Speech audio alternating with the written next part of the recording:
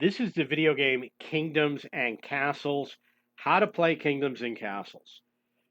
So you start with the center of your kingdom, which is this building right over here. This is your primary castle.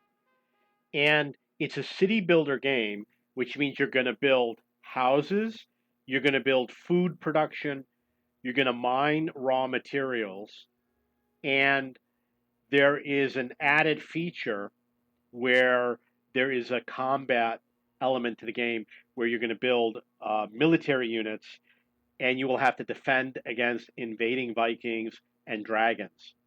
It can be done either by building the military units or by building towers with weapons on the tower, such as crossbow, ballista, catapults, etc.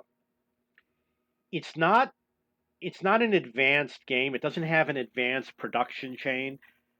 Only a few items have to be, you have an option to send it through a production system. For example, you farm wheat and turn it into bread. So it's very simple. You have animals, let's say pigs, and then there's a butcher. You don't have a complex chain where you build advanced resources, which are available in some of the other games. It's not a beginner game. A beginner can play it, but I would say an intermediate video game user would enjoy playing this game.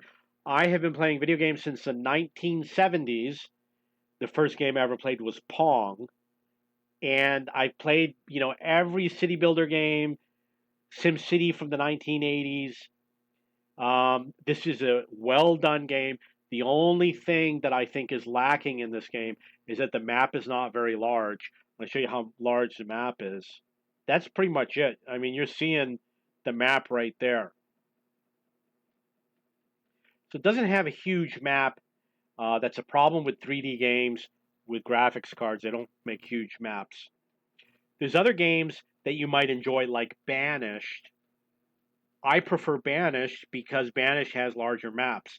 You can build more. Video games are fun because you make decisions, the decision making and the problem solving. With a large map, you make more decisions and you have more problem solving. So that's why I like Banished more. But I'm going to tell you, this game is worth $15 or $20. I don't know if I would spend more money on it. Like if it were a $30 game, I would probably pick a different game like Banished. But if you got $15 and you want to buy it, I say go for it. You can get it cheaper than that, definitely. If if you don't know if you want to spend $15 and you got a choice between different games, I would say definitely look at some of the other games out there in that price range. But if you got a good job, I would definitely say it's worth whatever they're charging for it. There is a trading system. There are more buildings than there were when I bought the game.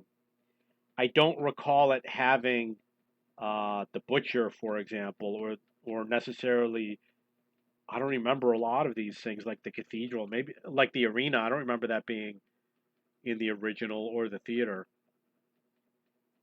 It's an easy game. When the Vikings attack, they don't destroy your entire city. I've never seen that happen. They just burn a few buildings down and leave, or sometimes they attack and don't do anything and leave. So you don't have to worry about that. It's a low stress game. Got any questions or comments? Please post below.